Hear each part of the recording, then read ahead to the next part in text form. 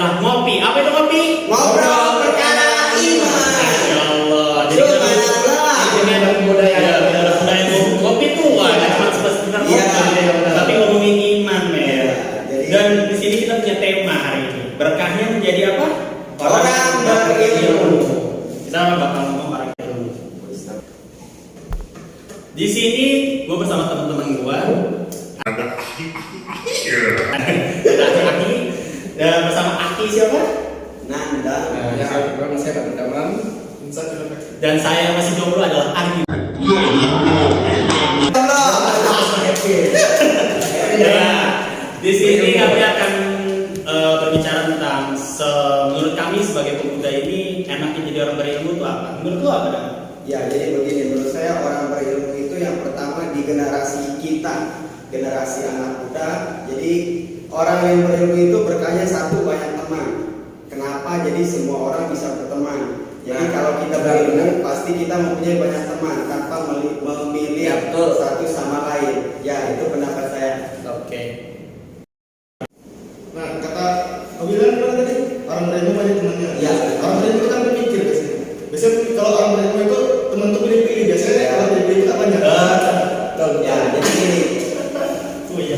Orang berilmu tadi memikir. Jadi kalau tidak memikir bisa dikatakan orang tidak berilmu, orang bodoh gitu ya. Ya, yang namanya orang bodoh pasti dia tidak mempunyai teknik. Kenapa? Setiap kegiatan itu harus menggunakan teknik. Kalau orang bodoh dia hanya melakukan sebisa dia tanpa memerhatikan teknik itu. Terus kalau menurut lo nih kayak gimana? Orang berilmu kayak gimana? Orang berilmu, menurut aku orang berilmu itu gimana? Iya. Orang berilmu menurut aku ya, orang berilmu itu yang pertama orang yang berwawasan luas, itu orang berilmu. Iya. Dan yang kedua orang yang punya pemikiran terbuka. Terbuka di sini dalam arti Oke, baju.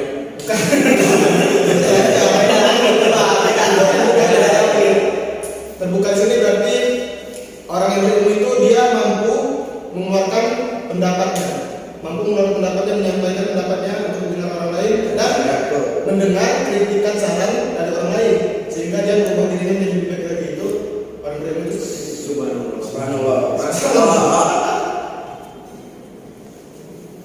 Oke. Tiga. Nah itu pendapatku. Nah kalau menurut kau gimana nih? Kok nanya aja nih. Masih jawab. Pasti kasih Iya, kalau menurut gua berkahnya jadi orang berilmu tuh enak. Enaknya kenapa? Bercandanya orang berilmu lebih serius daripada seriusnya orang yang bodoh. Jadi ibarat kata ya enak lah gitu. Jadi ya karena apapun yang diomongin itu bisa menjadi pelajaran untuk kita sebagai orang-orang yang masih belajar ini kayak gitu. Kayak mungkin kalau ada teman buat jadi orang berilmu tuh kayak gimana? Kalau menurut saya nih orang yang berilmu itu bisa dihargai. Nah misalnya kita mau kemana nih ke tempat tujuan kita yang kita tuju. Nah di situ kita dihargai karena dia itu orang yang berilmu itu dia punya adab, punya akhlak. Nah di situ itu kita saling dihargai. Walaupun kita belum tahu orang sikapnya kayak gimana, kalau dia udah punya ilmu, kalau dia udah punya adab, nah itu dia pasti dihargai sama orang lain. Ya, boleh. Jadi orang yang berilmu itu lebih dihargai gitu ya. Jadi bisa dikatakan derajatnya lebih tinggi lah daripada orang yang kurang berilmu. Tapi jangan lupa selain berilmu kita harus punya adab dan akhlak. Iya. Seperti ilmu dan akhlak. Ya, itu harus berdampingan. Ya, Harus seimbang lah. Takbir, Allah. Oke, sebelum kita tadi buat podcast ini, kita udah dapet pertanyaan-pertanyaan dari netizen. Aneh sama kita. Iya. Coba kameramen tolong pertanyaannya dikasih tahu ke kami. Oke, apa hukum orang yang tertidur di waktu subuh dan bangun saat matahari sudah naik?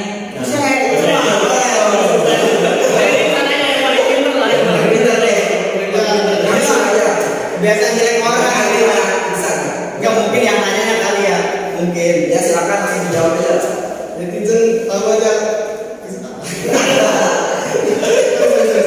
Oke, pertanyaan pertama tadi saya jawab. Tertidur di waktu subuh dan sholat subuhnya kesiangan, kira-kira seperti itu. Iya. saya sering begini. Sering begini. Data kasalnya begini, apalagi gue. Tapi nggak begini. Ya jawabannya itu hukumnya adalah langsung segera melaksanakan sholat subuh ketika bangun, ketika ingat, wah lupa nih lewat subuh, langsung melaksanakan sholat subuh. Dan ini apa? Dalilnya dikutip dari riwayat hadis Imam Bukhari. Intinya begini dalam dalil tersebut.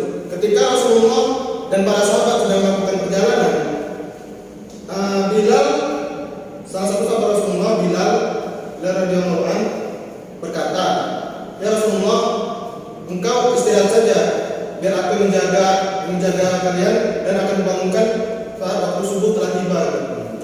Nah, pas pada sahabat dan Rasulullah sudah tertidur, sebenarnya Bilal itu menjaga, tapi ya karena qadarullah, dia ketiduran juga gitu. Namanya capek dan perjalanan tidurnya ketiduran juga. Bisa kayak gitu ada hikmahnya sih. Dan ketiduran, dan saat terbangun mereka kesiangan, udah matahari sudah naik. Jadi Rasulullah langsung menyuruh Bilal untuk azan dari rumah, dan mereka pun dan beliau melaksanakan sholat subuh berjamaah dengan para sahabat.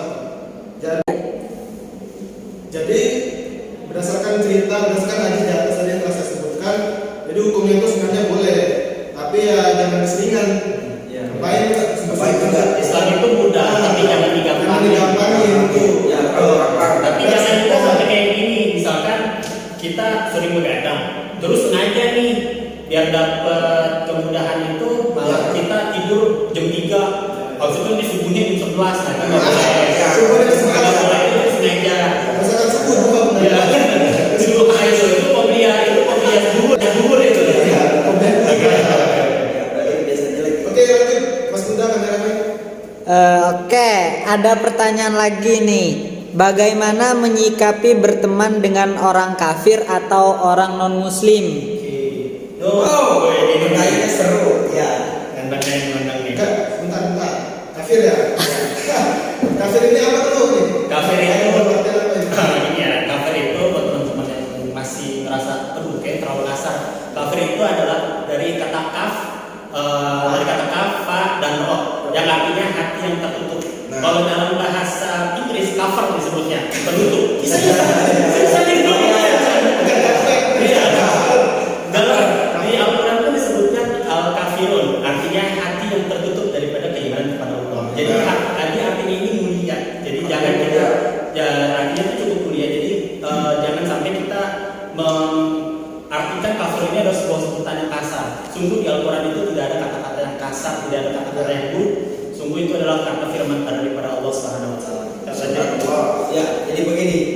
Pertama kafir gitu. Yang namanya kafir itu terbagi menjadi dua. Kita ngebahas tentang kafir dulu ya. Ya, teman gitu. Jadi terbagi menjadi dua.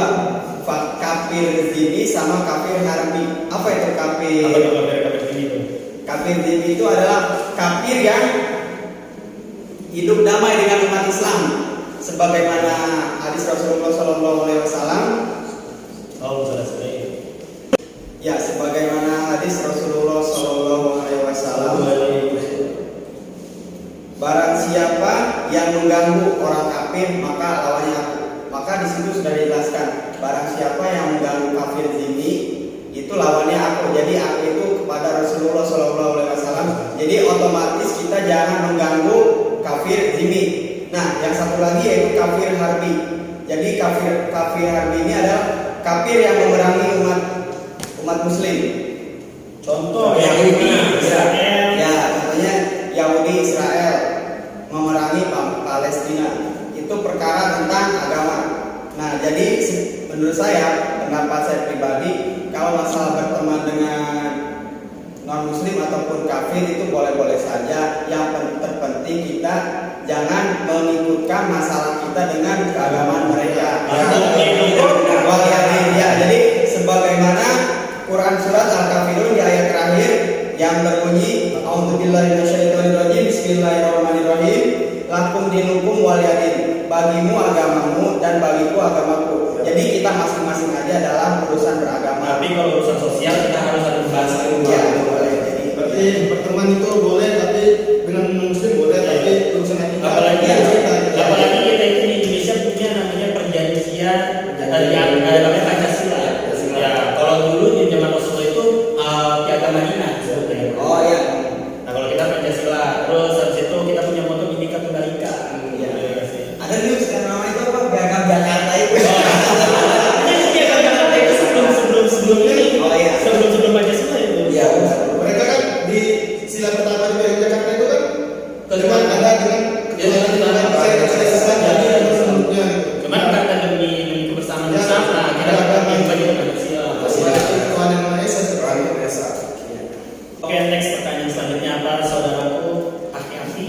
Oke, pertanyaan selanjutnya, apa kriteria orang disebut kafir?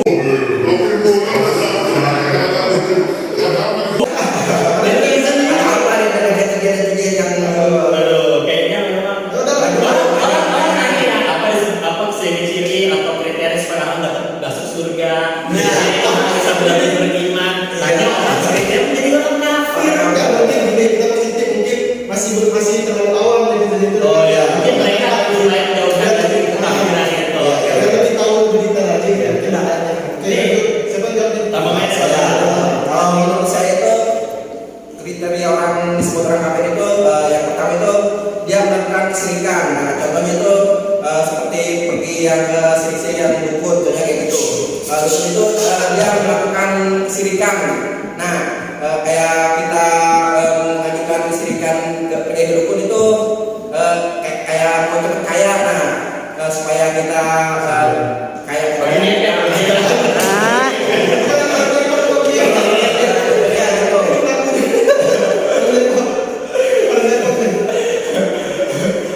Ah, pergi ke dukun itu maksudnya tidak boleh. Nah, kita sama aja menentukan Allah Subhanahu wa taala karena itu merupakan kesirikan dari menjatuhkan Allah. batal Karena syahadatnya. percayaannya sama dukun ke Allah. Iya, benar. Sudah ditakdirkan di lauh mahfuz itu takdir itu sudah ada. Iya. Ngapain dukun? Tinggal kita berusaha. Iya, tawakal. Yang kedua itu yang mengatakan semua Tuhan itu sama, tapi cara beribadahnya itu berbeda. Nah, ada 4 nih, Al-Quran, terus Zabur, Taurat, Injil. Nah, yang dari Yahudi, Nasrani, berbagai agama itu berbeda-beda cara beragamanya. Kayak kalau menurut agama Islam, nah agama Islam itu sangat mudah, tapi jangan dipermudah-mudahkan.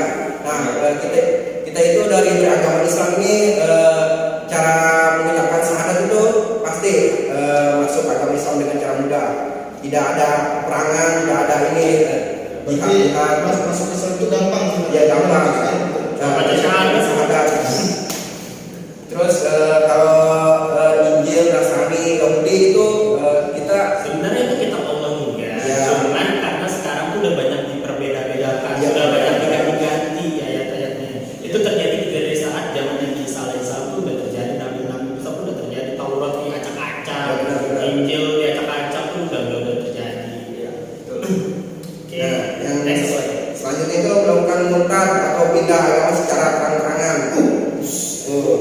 Kalau menurut kalian gimana tuh? Kalau secara murtad tuh? Kalau murtad tuh udah batal. Level ekstrim. Iya, ekstrim banget. Orang pergi ke dukun mungkin masih bisa dimaafin, ini murtad ya. Itu secara terang-terangan. Misalnya tidak boleh. Tadinya sujud di bawah.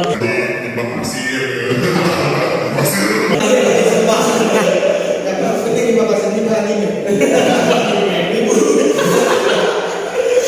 Nah, itu kita tidak boleh sembarangan dalam mengeluarkan agama, pindah agama lain.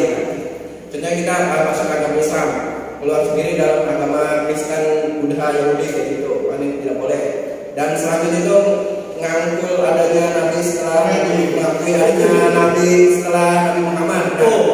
Nah, itu dalam Islam itu, beragama Islam itu Nabi yang terakhir itu Nabi Muhammad SAW. Tidak ada lagi nabi-nabi yang lainnya. Makanya kalau ada nabi-nabi yang lainnya itu makanya disebut orang yang mengakui nabi. Nah, makanya itu tidak boleh disebut itu kayak kafir kayak apa gitu. Ya itu kayak di itu sih di ayat Al-Quran tuh yang ya seperti ini. Oke, seperti apa yang Allah yang berfirman di dalam surat Al-Imran ya, yang Allah bilang in kuntum tuhibbunallaha fattabi'uni yuhibbukumullah wa yaghfir lakum dzunubakum wallahu ghafurur rahim. Yang artinya tuh kalau kamu pengen cintai aku, ikutilah aku. Nah, Ikuti aku itu adalah Nabi Muhammad, dengan cara kita mengikuti Nabi Muhammad SAW. Jangan yang lurus. Ya, dengan jalan yang lurus. Jadi kalau misalkan kita tidak mengakui daripada Nabi Muhammad, bagaimana caranya kita bisa cintai Allah dan bisa tetap mengaku cinta sama Allah, Ya. tetap ngaku kita tetap beriman kepada Allah. Kalau kita nggak di posisi sedang mengikuti Allah gitu, Ya. tidak mengikuti agama Allah. Oke, lanjut pertanyaan next nih. Oke, ada pertanyaan lagi. Apa hukumnya puasa di warteg atau buka diem-diem? Ini yang kesalahan yang sangat fatal. Ini puasanya udah lewat. Oh, mungkin punya pikiran pertanyaan itu pas dia puasa. Mungkin dia nggak lulus.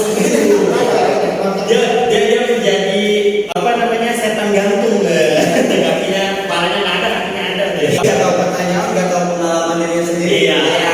Tapi sebenarnya Kalau bilang ya sebenarnya ini hari ini terkesan lucu tapi ini sangat serius. Iya, iya. Jadi dosanya besar karena puasa itu kan ibadah wajib. Iya. Termasuk rukun Islam. Jadi sangat dosanya besar itu. Walaupun kedengarannya seperti lelucon ya. Iya, iya. Cuma Benar. dosanya coba tolong dijelaskan. Jelaskan coba. Gue ini Iya. Siapa lagi? Sekarang ya mentang-mentang gue yang sering melakukan ini ya. Iya, iya. Enggak. Oh ya. Ya, jadi puasa di warteg itu berarti dia nggak puasa. Bagaimana bisa? Iya. Kan nggak puasa, tapi ada di warteg. Ya mungkin maksudnya di waktu itu nggak makan. Mungkin. Iya, palitan nasi gitu. benar kenapa? Iya. Lalu itu hukumnya haram, nggak boleh. Itu kita wajib nanti melakukan fidyah yang pertama atau memberi makan orang yang kurang mampu. Yang kedua kita mengganti puasanya itu. Ya seperti yang ada di dalam hadis Rasulullah SAW, bahwasanya kita itu dibangun satu di antara 5 perkara. Yang pertama adalah percaya akan Allah, bersaksi akan Allah dan Nabi Muhammad, terus menegakkan sholat, membayar zakat, berhaji ke Baitullah dan berpuasa di bulan Ramadan. Jadi kalau misalnya kita tidak berpuasa, bagaimana kita jadi orang Islam? Karena salah satu rukun Islam. Itu salah satu rukun Islam. Lalu jika kita tidak menjalankan puasa, ya tadi kita harus membayar fidyahnya, memberi makan orang yang kurang. Iya. Nah, sama kita harus membayar puasa itu double. Ya. Iya. Fidyahnya double. Itu yang ada dalam surat Al-Baqarah 184. Nanti bukanya sendiri ya. Udah Kasih tahu yang kita. bisa Mungkin kita tutup dulu yang hari ini ya, karena udah makin parah pertanyaan-pertanyaannya. Nah, Udah mendalam. ya nanti next kita kita buat lagi kopinya, kita lanjut lagi kopinya. Walaupun tambah kopi, saudara. Kalau ini masih kaki. Semarang kopi. Jadi kopi ini nggak ada maknanya nih. Ya apa? Ngobrol punya radio. Jangan lupa untuk terus dukung dan subscribe like comment.